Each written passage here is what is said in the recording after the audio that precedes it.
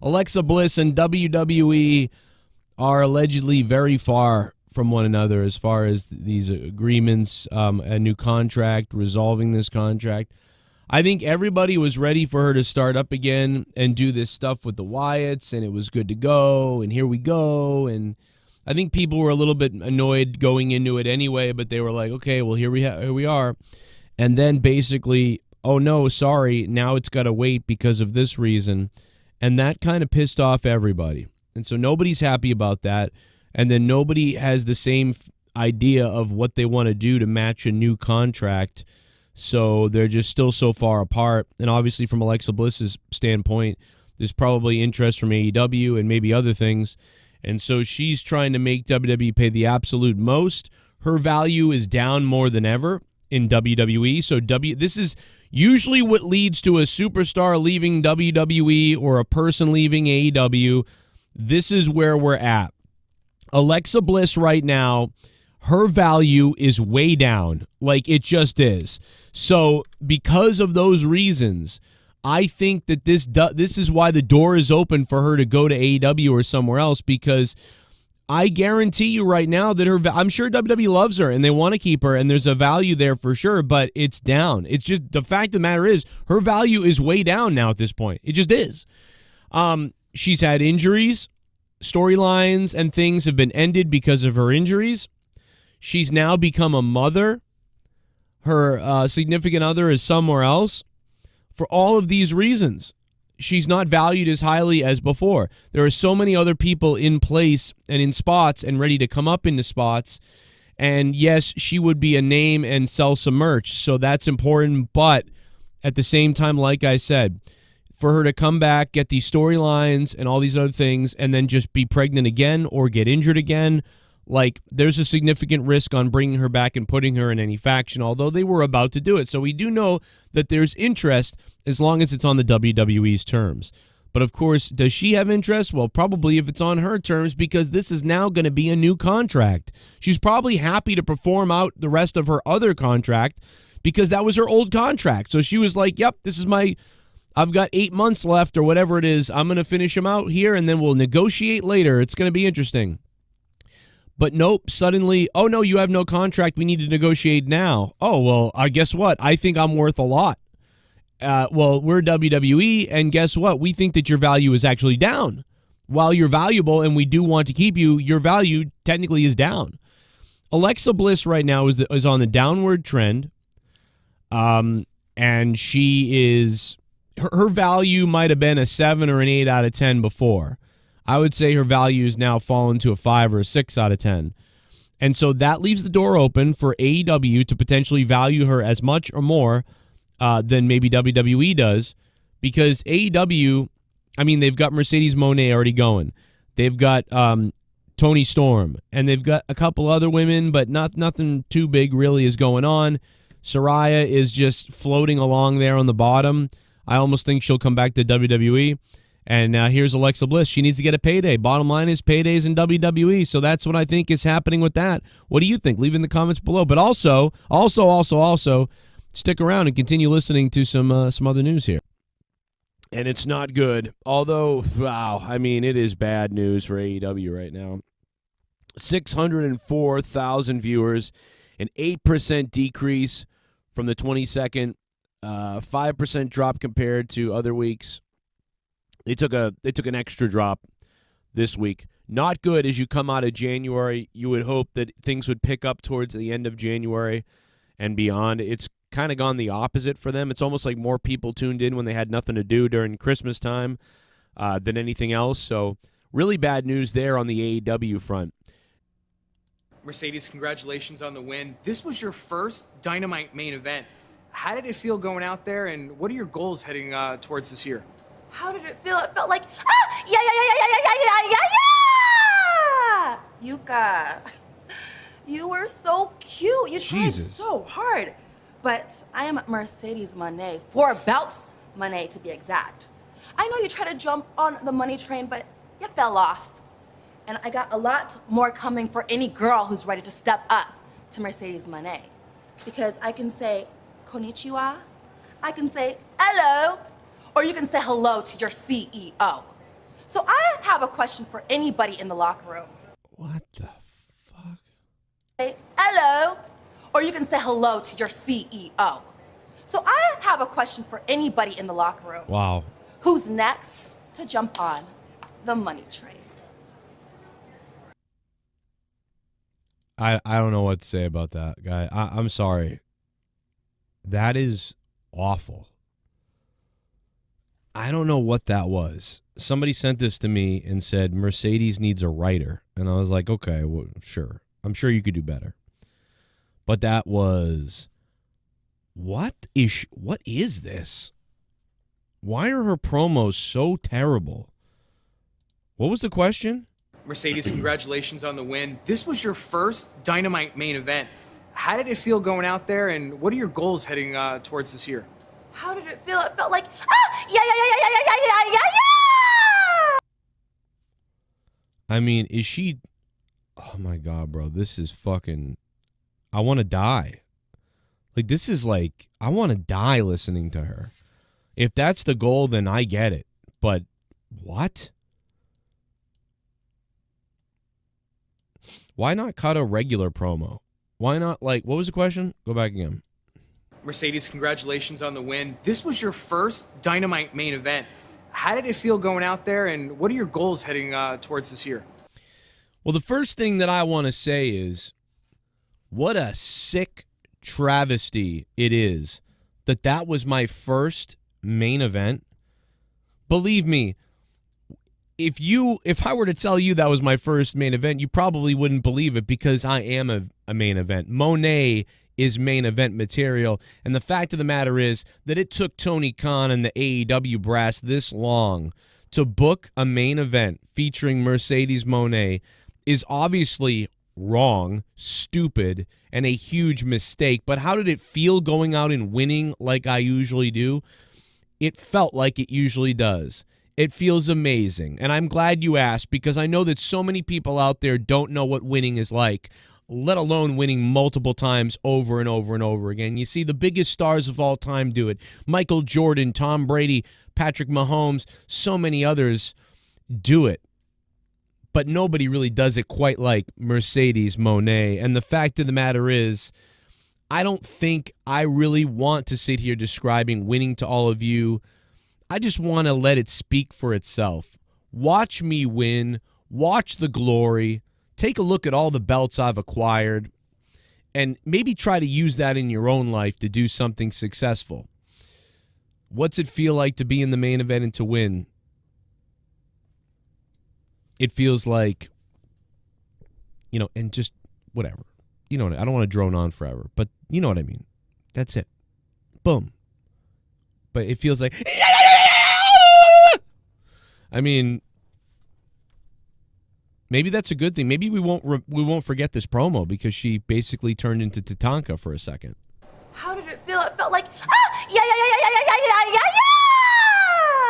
Yuka, you were so cute. You tried so hard. But I am Mercedes Moné, 4 belts Moné to be exact. I know you tried to jump on the money train, but you fell off. And I got a lot more coming for any girl who's ready to step up. You know what's weird? Is like some of this is all right? My wife actually would cut a promo like this. My wife is an introvert who doesn't want to do stuff, but I could put her on camera and have her record something. And to me, she kind of sounds like, and I know we always joke about my wife is like the full-on Caucasian version of Mercedes, but, my wife could cut a promo like this. And I just feel like this should be better. You got to do better. I want it on tight this time, you fucking idiot. Tight, you fucking idiot! Now take the belt off and put it over my shoulder. Hurry up, fuckface! You don't even have a chance to win this on Friday. Your fans don't even like you.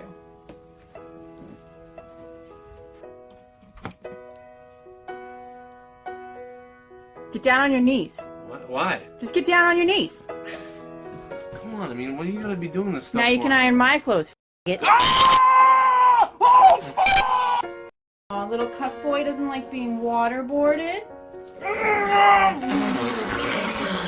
I don't... I can't breathe anymore. Such a bitch. And there's 2 more hours of that on our OnlyFans. But no, I'm just saying, like, you're a professional. You're the best. You're supposed to be the best. And granted, I know she's talking about this particular wrestler, and that's what like she's mocking her. You know, like a lot of people aren't understanding that she's mocking her there with the like that, all that sort of thing. But it's just, man, what the hell is with her promos, dude? Why are her promos this bad? Why is it this cringy? Is it supposed to be? I don't know, but people, listen, I don't go that much into it because I just see a lot of her promos and I go, they're not really for me. They're just whatever. She was so good in NXT when she was a heel as the NXT champion. Sasha Banks was so good in NXT. But this is just, like, it's just bad to me. And a lot of other people have been saying it, and I don't harp on it a lot. You know, some people just are mean and they harp on people, and nothing's ever good enough for anybody. And they just want to crap on everybody and crap on wrestlers and crap on people, and just, it never friggin' ends and whatever. And you have to sift through what's a real complaint versus what's legitimate versus what doesn't matter worth a damn. Mercedes matches have been better recently. The last month or so, her matches have gotten really better, and I've enjoyed them. And I didn't see this match, though, the other night, so I can't comment on that. But I do love her ring attire, I will say that. Love the belts, love the look. All that stuff is great with Mercedes. She's a hometown girl. I'm from Boston. I went to the same wrestling school she did, Killer Kowalski's. I know a lot of people that know her. She's always been great. I do love Mercedes. Mercedes Sasha Banks is the only female wrestler ever that I bought merchandise from. I bought her merch. That's the first person to ever make me do that. So I just want to say that her ceiling is there. It's available. But right now, I think she's just underperforming a little bit in the promo aspect. It's sort of a lazy, I believe it's a lazy thing. Like, oh, Monet is money and that. And it sounds just like Carmella, kind of. I almost think Carmella delivers it better, which is weird. Because I feel like Sasha Banks' some of her promos in NXT are better than anything Carmella's ever done. But she really comes off like kind of like Carmella, but weirder, if that makes any sense. And that is not right. I feel like Mercedes Sasha Banks has the capability of delivering an 8 out of 10 promo. She should be able to, I would think, but she doesn't. Instead, she delivers these sort of 6 out of 10 promos. And I know for a fact that Carmella can deliver a 7 out of 10 promo that's probably scripted, but these are off script and weird, and I just find them bizarre, and I don't know what she's doing, but it is what it is. Have you guys seen any of the other videos yet? I don't know. Let me know. If you guys want to, you can support the channel by using the super thanks down below, leaving a like, or going to paypal.me/Joe Cronin Show and sending me a direct dono. We're trying to raise the funds to keep the shows going. If you want to be a big sponsor of the show, feel free to do it, and I will shout you out and plug you, and you will sponsor the show. But also, want to remind you that monetize this, assuming I'm able to stream, and I do have internet, and I pay my internet, I will be streaming Friday night, monetize this right here, and then Saturday night will be the Royal Rumble stream right here as well. Be with us live Friday and Saturday night, unless for some reason something beyond my control happens, or I guess, well, you know what I mean. I'm not able to stream. So if I'm not streaming, it's because of those reasons, but I will try my best to get on here. If not, I'll be streaming from my phone. Somehow, some way, I'll be doing something to do it, regardless of internet or what I have available to me. The hotspot seemed to work pretty good the other night, so that's pretty cool too. By now, I think everybody's seen the Triple H induction video, which is great. If you haven't seen it, we talked about the induction, but the video is great on Twitter of Triple H being inducted, almost being, I'm assuming maybe he really didn't know about it, and he was kind of just ambushed by Shawn Michaels and Triple H and some of the owners now of TKO and stuff, and they were like, we want to put Triple H in, and they surprised him and did it. And, previous years, it's been partly up to Triple H to do it, so it's kind of weird to sort of lose some of that control, but then in that time that you lose that control, you are yourself inducted in. So pretty crazy.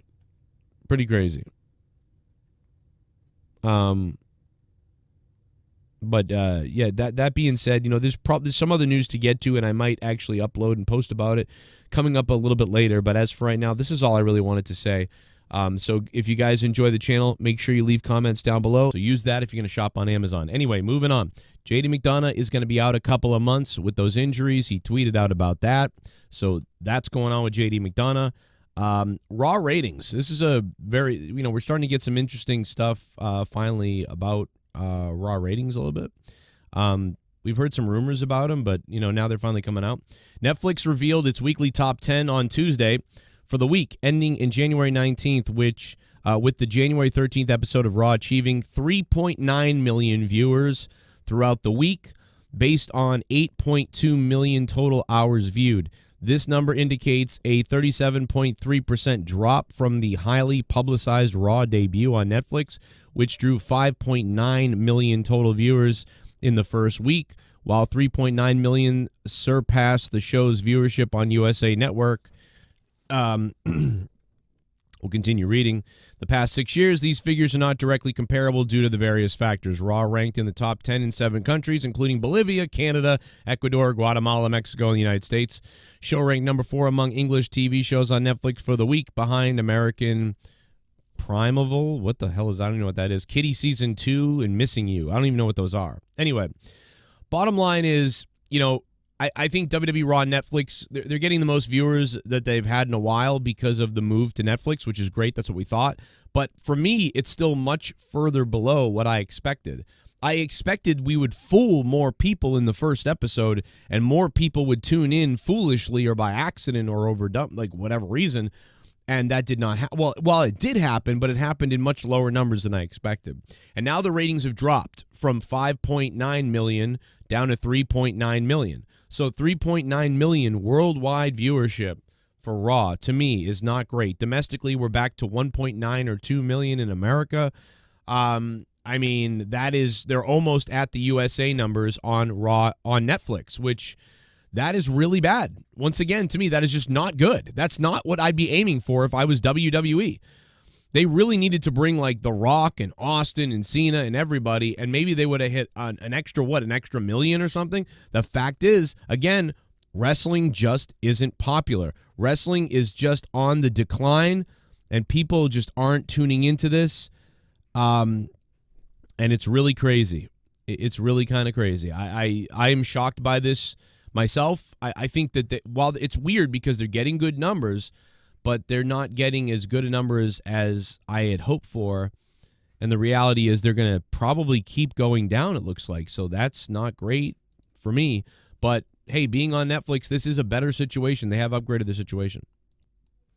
Yeah, John just texted me. I mean, yeah, make no mistake about it. JD McDonough is hospitalized. Yeah, he had a punctured lung, dude. You could die. I mean, that's why in his tweet he was talking about, like, hey, I'm lucky that I'm all right and that it's not worse than this. It could have been worse. He's really hurt.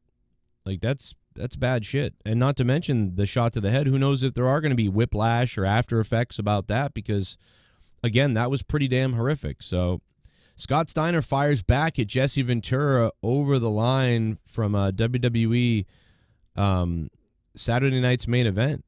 So Steiner flipping out because of what Jesse said on that's the only reason I watch Saturday night's main event, is to hear Jesse Ventura. Jesse Ventura seems to forget that I attend a highly educated university. Next time I see him, there's a 141 2/3 chance that I will slap him like a bitch. His Navy SEALs training can't help him. Big Papa Pump Steiner. Dropping some Steiner math, I guess, on us after what Ventura said, which was, a lot of marks out there think that Jacob Fatu and Kevin Owens are fired or going to be fired. People like Schlong's View talk about that and spread the rumor out there, and everybody thinks, some people actually come to me and say, oh my God, they're fired. Well, they're not fired. That's just a stupid rumor that makes no sense, that was spread around by dumb dirt sheet people, and since they spread it around and get 90,000 views, I'm going to spread it around too, because why do a video for 800 people when you can do one for 9,000 people by lying and being a moron? Because it works for everybody else. So I'll do the same thing. So nobody is going to be fired because this is a kayfabe story. And in the kayfabe story, it's not happening. In real life, it's not happening. But in the news, some places, it's happening, and it's a talking point. But it's not worth a damn because it ain't real, and it's stupid. But that's what people do. That's what people love, and that's how people succeed. So we're going to comment on it here because we have to, which is dumb, but that's what we have to do. And there's no really good news out there right now anyway. Just nothing there's not good news. There's nothing really good going on anywhere.